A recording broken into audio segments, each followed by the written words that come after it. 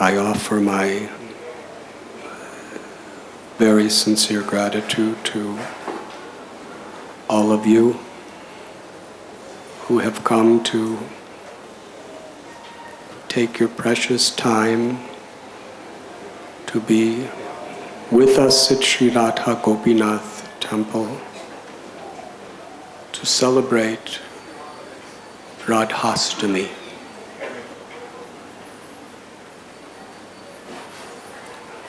A day in which we meditate upon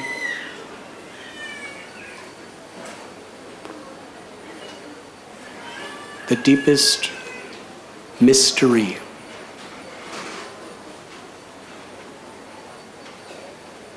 buried within the vast treasure of the Vedic scriptures.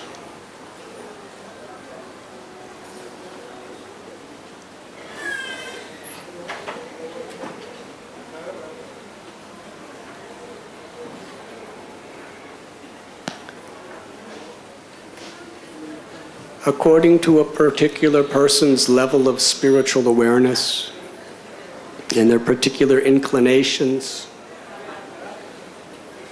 Srila Vyasadeva has compiled the Vedic literatures in such a way to elevate the consciousness of humanity.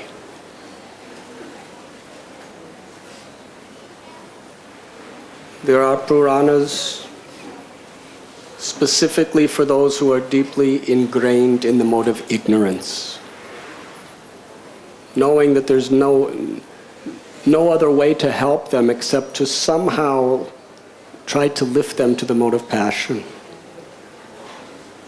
And for those in the mode of passion, to somehow lift them to the mode of goodness. And for those in the mode of goodness, to lift them to the transcendental plane.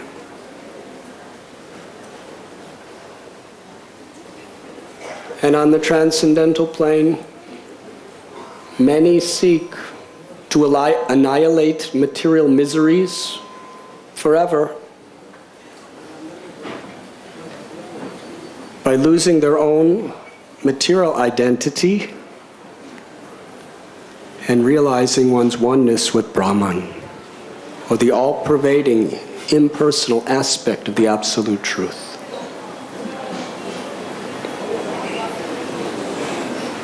And then there is, for those great yogis, to understand their direct and personal connection with the Paramatma, or the Lord, who is situated within their hearts. There's Karma Kanda, Jnana Kanda, the Astanga Kanda, and then the Upasana Kanda. The path of Bhakti, in which we can have direct experience of our eternal relationship with the Supreme Personality of Godhead, whose form is eternal, full of knowledge and full of bliss, and who is eternally enjoying pastimes with devotees.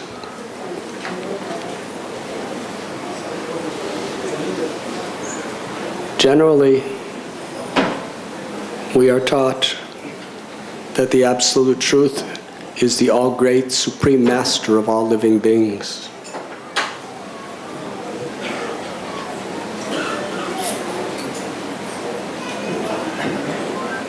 But then Vyasadeva goes into deeper mysteries. How one can enter into a spontaneous loving relationship with God, considering oneself an intimate servant or a friend on an equal level, or to love the Absolute Truth as one's own child or as a lover.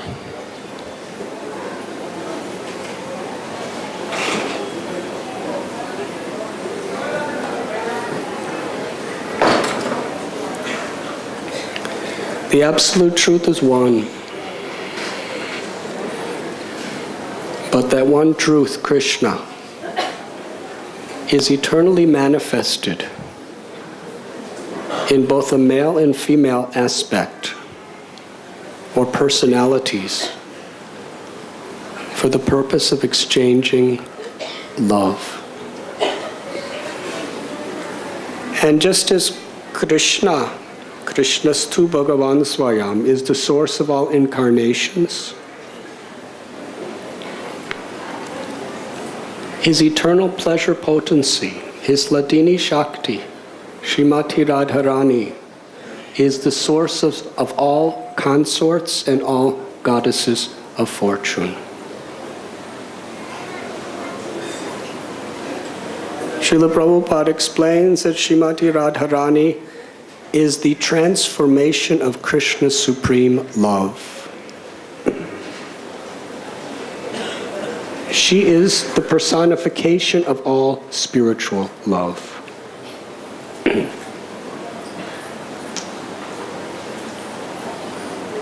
And that love is so powerful that it overpowers even the all-powerful, or Krishna.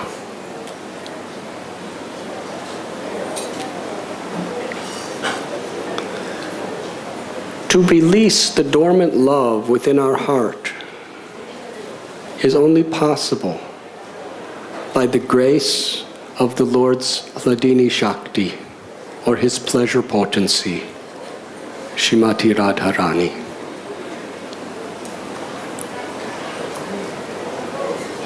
She holds the key that can unlock the deepest mysteries of the soul.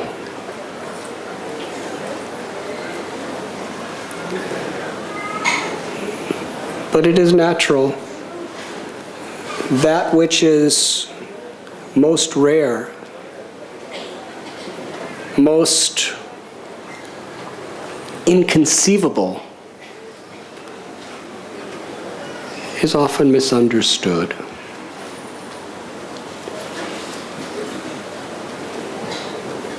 When you go into Air India, sometimes you see on the walls painted Rasalilas, and there's Radharani dancing.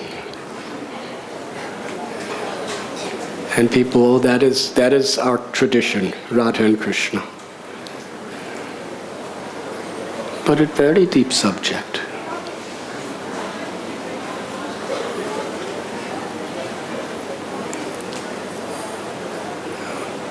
In order to understand the nature of Sri Radha, we must understand the nature of love.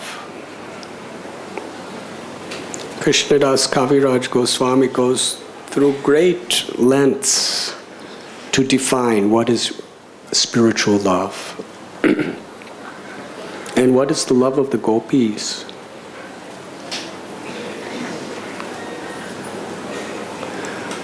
A relationship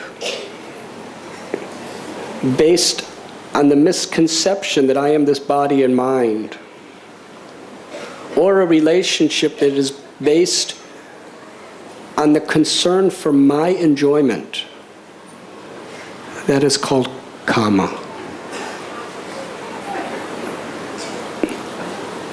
A relationship that is based on the knowledge of our liberated condition, that we are eternal spirit souls beyond the ego, the intelligence, the mind, the senses, and the body.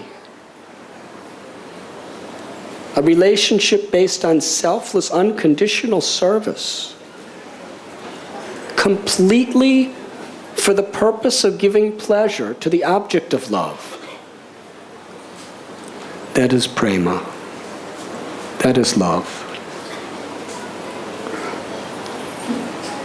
That is the nature of the soul in its relationship with Krishna. When Sri Chaitanya Mahaprabhu explained Jivera Swarupoi Krishnera Nitya Das, that the soul is the eternal servant of Krishna, this is that inherent nature. This is what it means to serve on the spiritual platform.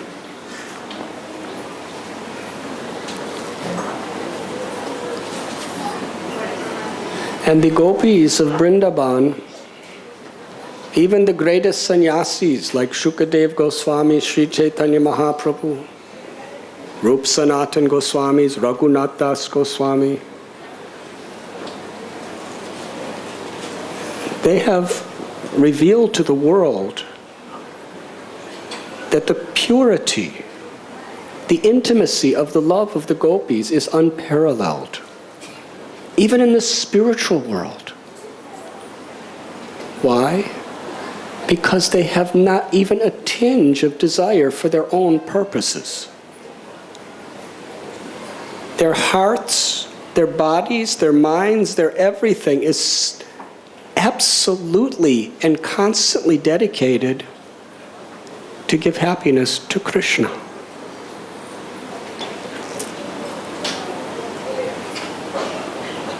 We read about how the gopis dress themselves very beautifully. They put on cosmetics and fragrances, and they comb their hair and put flowers. Now, in this world, so many ladies do that, and men do it in their own way also.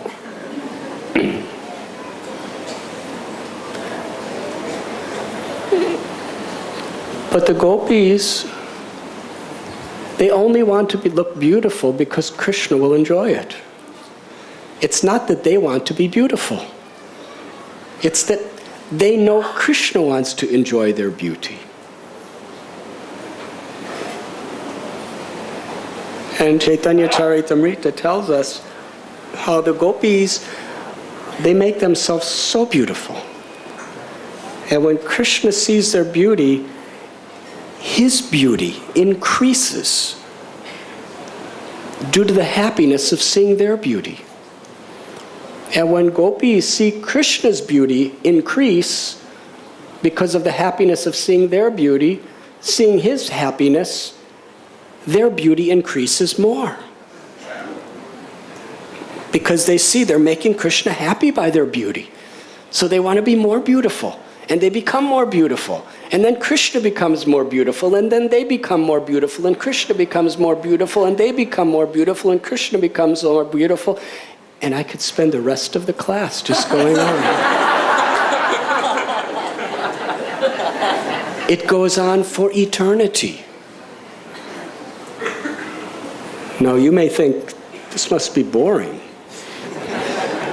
But it's not boring. It's what everybody is seeking. The reciprocation of love. Krishna's only pleasure is giving happiness to his devotees. And his devotees' only happiness is giving pleasure to Krishna. And the gopis have perfected that art to the supreme degree.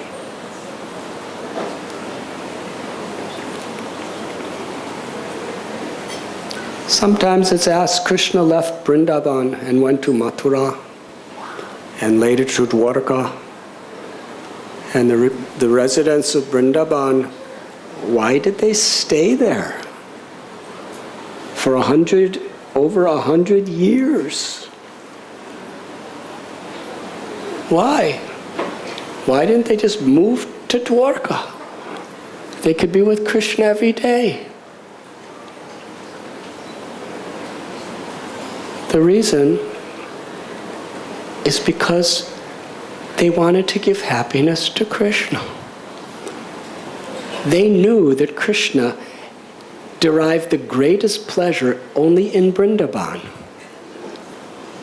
Nowhere else does his Leela compare. And Krishna promised the gopis, I will come back to enjoy Vrindavan pastimes with you in the forests of Kadamba trees on the bank of the Yamuna. I'll be back. This is where I find the most pleasure. So for Krishna's pleasure, they remained there. They couldn't go anywhere else.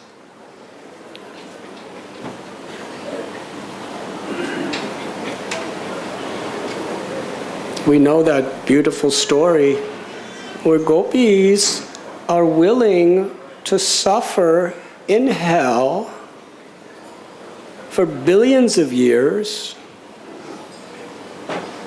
if by doing so they will give Krishna one moment of relief from his headache. And they don't even think about it.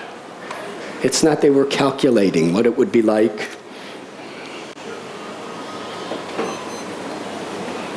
Such love is impossible in this material world.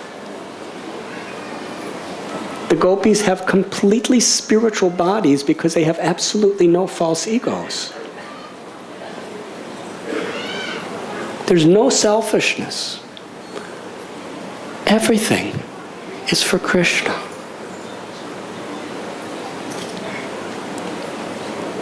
The amazing contradiction is when you have absolutely no concern for your own happiness, Krishna forces you to be happy. The gopis don't want happiness. They only want Krishna's happiness. But Krishna reciprocates with that love by giving them unlimited happiness. The happiness of giving.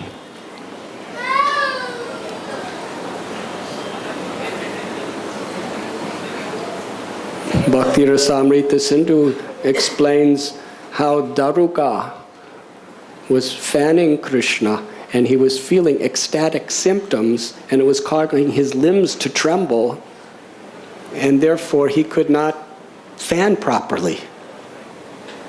So he was praying for his ecstatic symptoms to go away because it was interfering with how he could give pleasure to the Lord.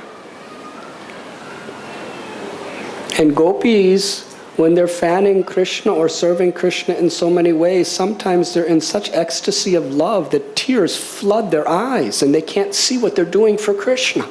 Let these ecstasies go away, I don't want them.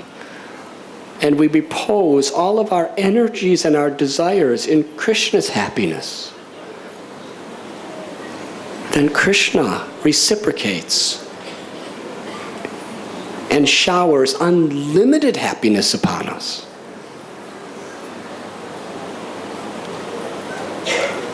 That is his selfless love.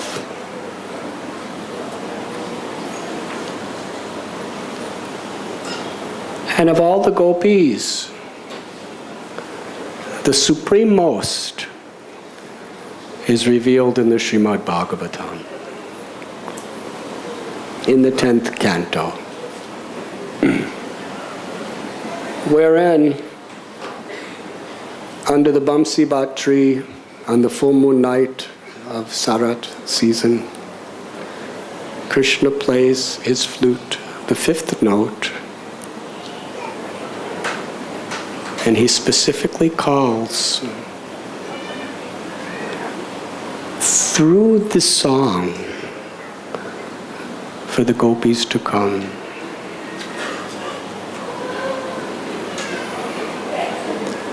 What a musician.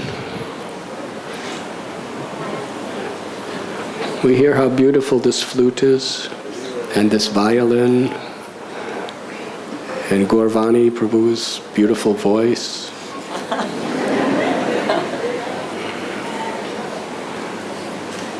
Whatever we're hearing from these wonderful devotional musicians, they are being empowered by Krishna because of their sincerity. But all arts originate in their full perfection in the Absolute Truth.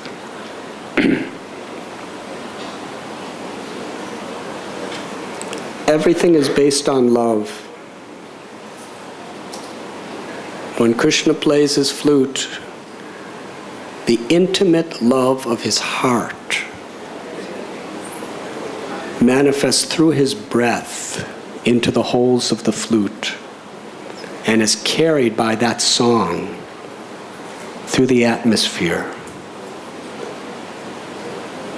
into the ears of the gopis and then directly into their hearts.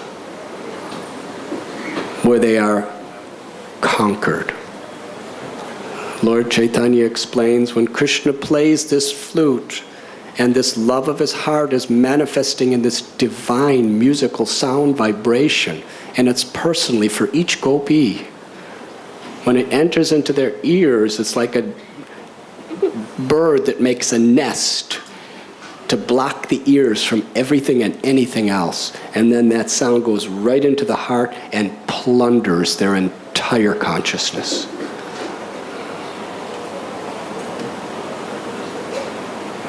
The gopis were helpless. They left everything. Their security, their families, their reputations, and they went to seek Krishna. And Krishna told them to go home. And the gopis crying, "We don't want to go home. We have come here only for you." But understand, they were only saying those things because they knew that Krishna wanted them to do so. Krishna wanted to dance with them. So they were presenting so many arguments that we want to dance with you.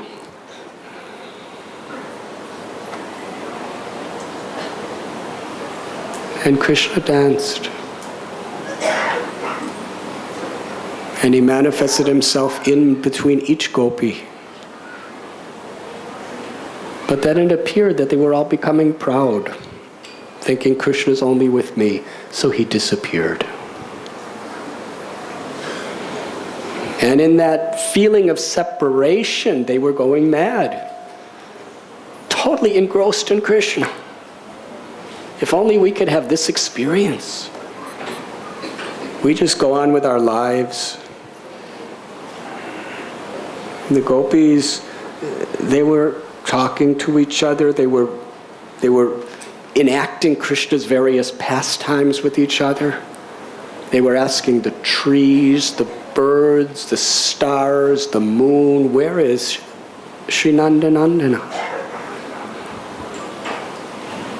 All to give their hearts for Krishna's pleasure. Now Shukadev Goswami, he did not mention the name of any of the young gopis in the entire Srimad Bhagavatam. He mentions Yashoda and some of older gopis,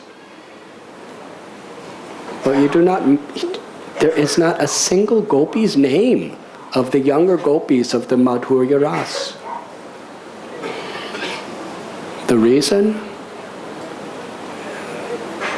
Because the love of the gopis is so great. And they give such pleasure to Krishna that as Shukadev Goswami even once spoke any gopi's name, he was afraid he would go into a trance and not be able to continue the narration. And Parikshit Maharaj was going to die in 7 days. By the time he was in the 10th canto, there was only a few days left. So out of his compassion, he very carefully did not speak their names. But then, he comes to that point where all gopis are searching for Krishna. These are the topmost, highest, most intimate transcendentalists.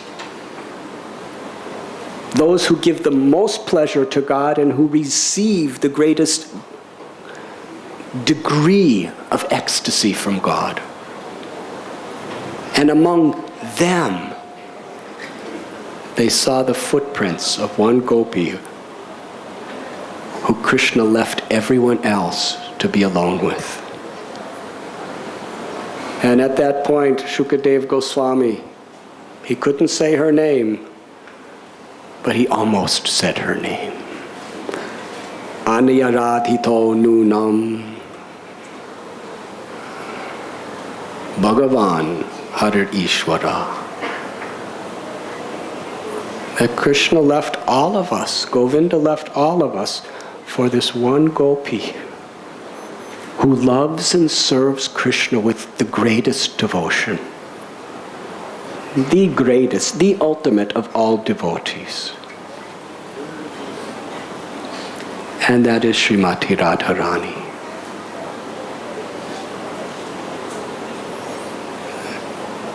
All the gopis are expansions of Radha.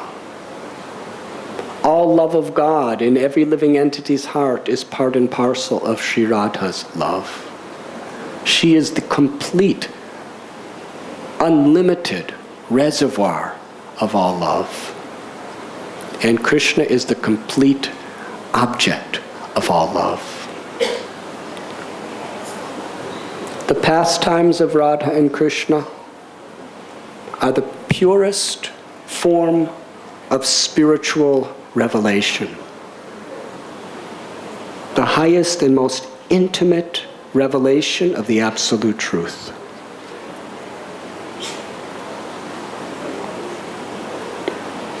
As it was spoken of this morning, many deities of Krishna self-manifested or were carved by Krishna's great-grandson, Vajranabh.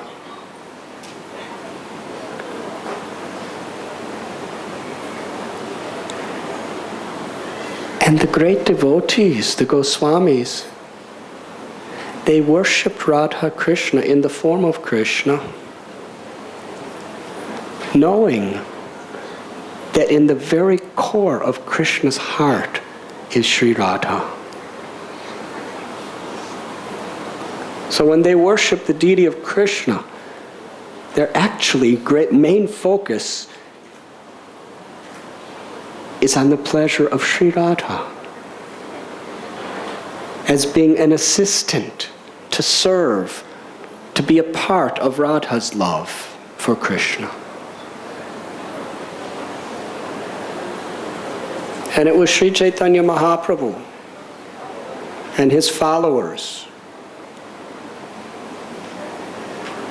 who so mercifully revealed Shrimati Radharani's super excellence, even to the people in general. And deities of Shrimati Radharani began to be put next to the deities of Krishna.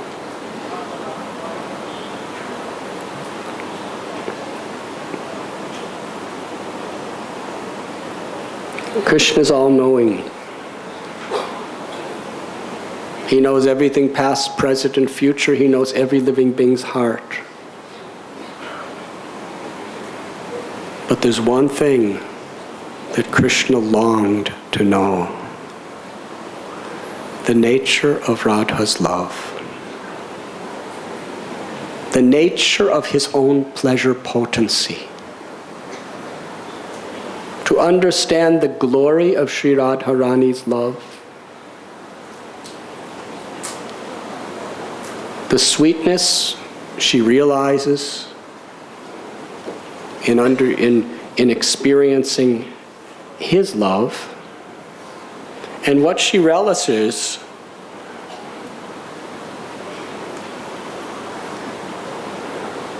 by seeing him, by tasting his qualities. Krishna descends into this world as Sri Chaitanya Mahaprabhu. To personally taste the deepest of all secrets, but also to reveal that secret and give everyone and anyone without discrimination entrance into that secret of Sri Radha's love. That is Lord Chaitanya's mercy. Parama Karuna Pahundui Jananitai Gaura Chandra.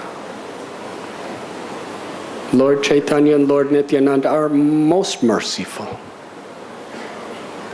They have given what no other incarnations have ever given. Basu Ghosh, in his beautiful prayer, he cries, If Lord Gauranga had not come, who would have ever understood the glory of Radharani's love? What would be the purpose of my life? What would I live for?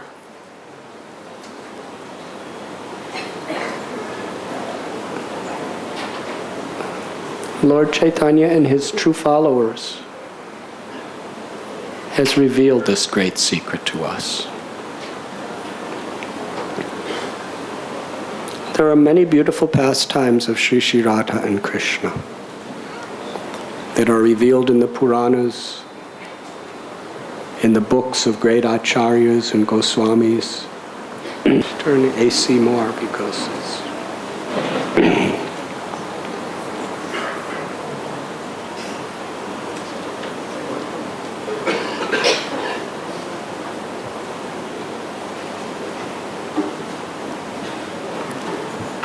How Krishna, who is Rasa Bihari, eternally longs to taste the sweetness of Radha's love. Srila Prabhupada explains it in a very simple way, that Krishna is Madan Mohan. That means his beauty, his grace will conquer even Cupid. That means all of the temptations of this material existence that are keeping us tightly bound. But Sri Radha is Madan Mohan Mohini, which means she conquers the conqueror of Cupid by her love. This is Vrindavan. Love is supreme. Love conquers the beloved. Sri Radha is Vrindavan Eshwari. She is the eternal queen.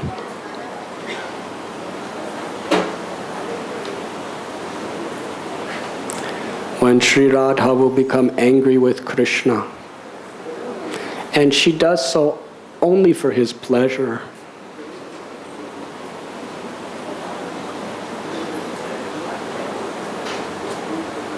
then Krishna will perform so many wonderful pastimes just to show his subordination to Radha's love.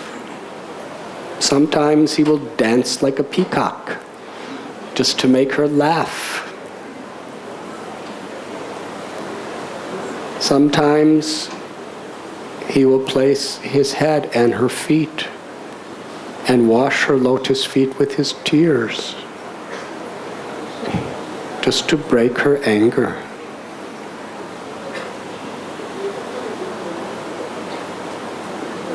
Sometimes Krishna will block the path of Sri Radha and the gopis to exact tax in the form of the clay pots filled with yogurt or ghee that are on their heads. But actually what Krishna is doing is he is begging for their love in the form of these offerings. He is dependent on the love of his devotees. That is Vrindavan. Now Krishna's Abhigya and Swarat, he's all-knowing and independent. But by his own sweet will, he becomes dependent on the love of his devotees.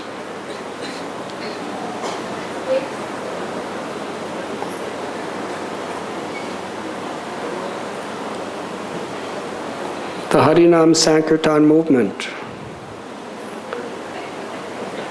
is the eternal pastime of Radha and Krishna in the spiritual world. Golokera Premadana Harinam Sankirtan. And Sri Chaitanya Mahaprabhu, who is Krishna tasting the sweetness of Radha's love, has brought the eternal pastime of Nam Sankirtan from the spiritual world of Vrindavan to this world. And he's actually inviting us to engage in this spiritual pastime that is eternally being enacted in Goloka.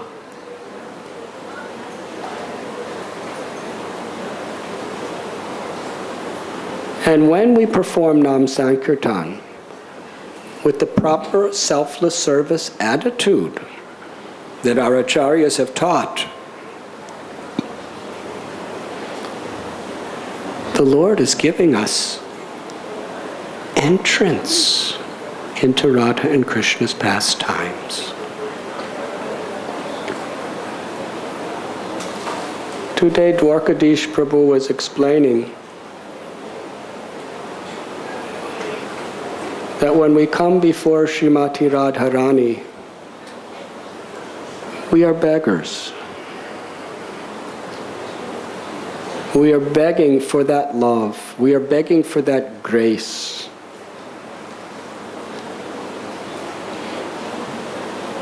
When she is pleased with us through our service to Guru, service to the Vaishnavas, through our sincerity, then she could remove all the obstacles of lust and envy and anger and pride and greed and illusion, and open our hearts and reveal that deep mystery of Prema Bhakti. Radhastami is the day when we celebrate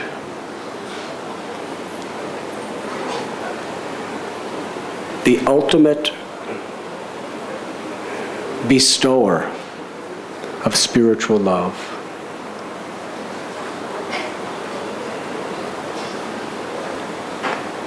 And Srila Prabhupada explains, if we are sincere, if we are serious, if we have no ulterior motives, then Srimati Radharani easily gives that love.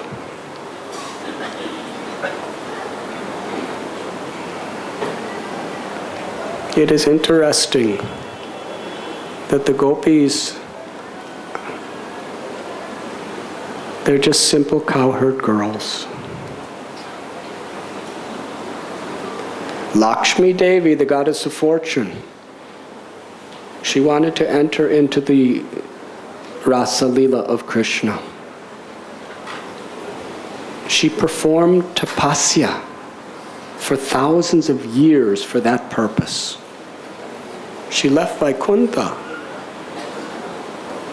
but she was not allowed to cross the Yamuna to enter into the Ras Leela. She was given the benediction where she could see it.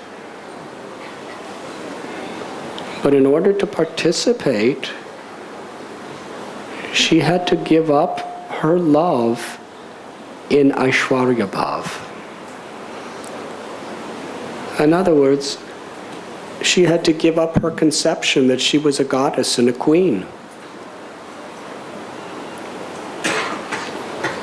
She had to milk cows. She had to pick up cow dung and carry it on her head. She had to go to the Yamuna and fill buckets with water and carry it on her head, sometimes long distances. Do household chores. The simplicity of the gopis' love. Even Lakshmi is longing, praying, and doing tapasya to taste. But she cannot. Imagine that. Who is Lakshmi Devi? She's Radharani herself in an in a expanded form. And Lord Chaitanya Mahaprabhu and his divine servant Srila Prabhupada, is giving us, you and me, and all the rest of us here tonight, is giving us the opportunity to have a position that even Lakshmi can't achieve.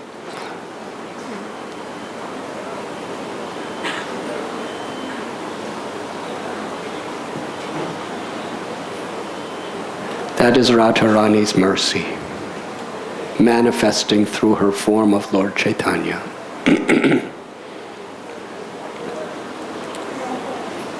When Srila Prabhupada was on the Jaladuta, he was praying to Shrimati Radharani to empower him. And it is her grace manifesting through Lord Chaitanya's heart. Lord Chaitanya's heart is Radharani's heart. It is her grace that empowered Srila Prabhupada to give us the greatest of all treasures, access to the deepest of all mysteries, the highest essence and perfection of all spiritual knowledge.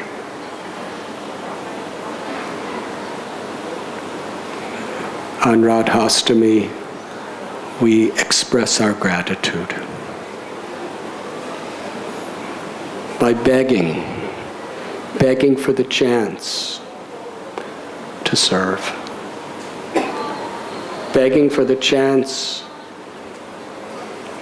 to chant the holy names of the Lord, to hear the glories of the Lord in that spirit of pure and selfless service. It is the age of quarrel and hypocrisy, and all quarrel and all hypocrisy is due to selfish motivations.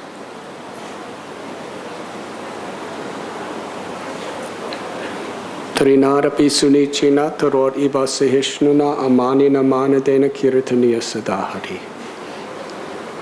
Chaitanya Mahaprabhu gave us such a simple and powerful cure to all the ills and sufferings of Kali. If we can just chant the holy name in this humble state of mind, selfless servitude, following in the footsteps of the gopis, there can be no real quarrel. And even if there is quarrel, it's only to enhance the experience of our love. In this world, quarrel enhances our dislike, our envy, our repulsion. In the spiritual world, quarrel only increases the unity of our hearts by giving dynamic energy to our love for Krishna and for each other.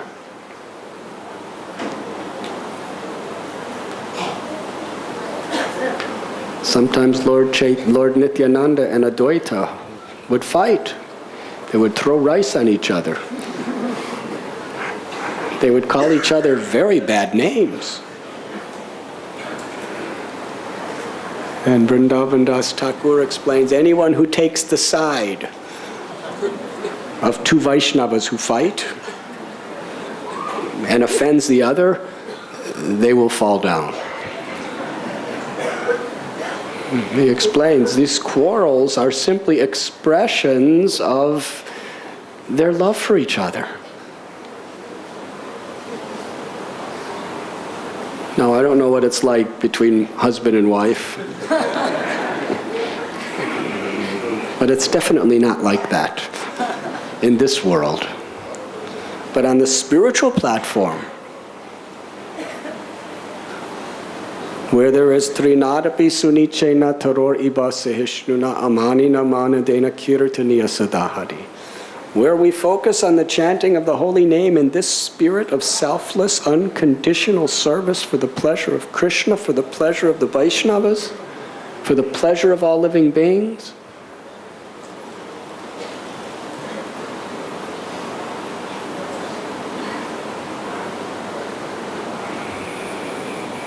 Then the type of quarrel and hypocrisy that divides us ceases to exist.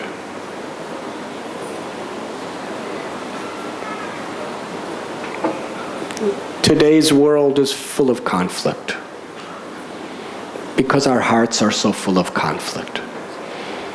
Because we have so many ulterior motives and so many selfish desires. Lord Chaitanya Mahaprabhu, Shrimati Radharani has given us this gift to rise above all of these superficial disagreements and to unite on the basis of selfless, humble servitude.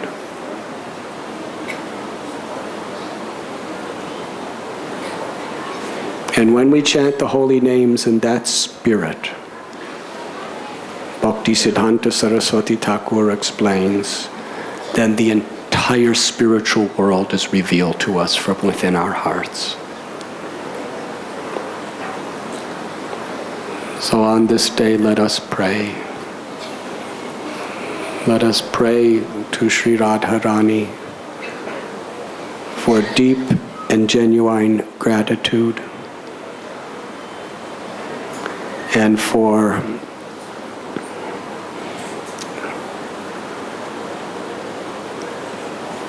these qualities that Srila Prabhupada has so mercifully emphasized.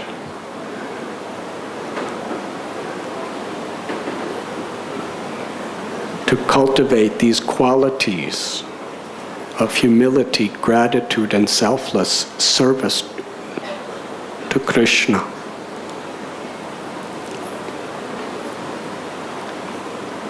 As the top priority in every aspect of our lives.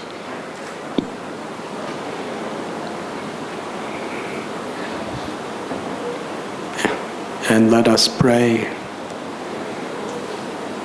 that we beg for such selfless service as we cry out those holy names that have descended from Goloka Vrindavan to transport us to the highest perfection. Hare Krishna, Hare Krishna, Krishna Krishna, Hare Hare, Hare Ram, Ram Ram, Hare Hare. Much louder, please.